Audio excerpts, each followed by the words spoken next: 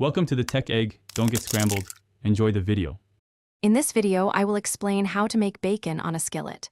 First, select your favorite bacon, whether it's thick cut or regular. Place the bacon strips in a cold skillet, ensuring they lie flat in a single layer without any overlap. This crucial step helps the fat render slowly and evenly, leading to perfectly crispy bacon. Turn the heat to medium-low and let the magic begin.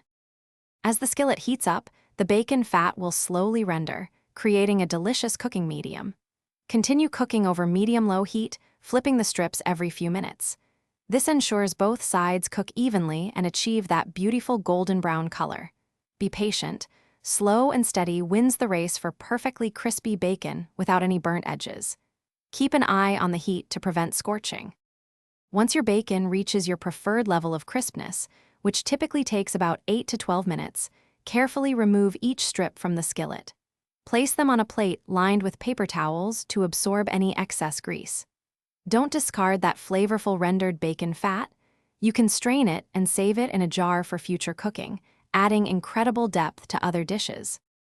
Now for the best part, serving. Your perfectly cooked bacon is ready to be enjoyed alongside eggs, pancakes, or whatever your heart desires. If you happen to have any leftovers, store them in an airtight container in the refrigerator for up to 5 days. They're great reheated or crumbled over salads.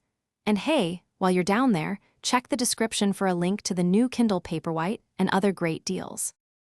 Thanks for watching. Consider subscribing if I helped unscramble your problems.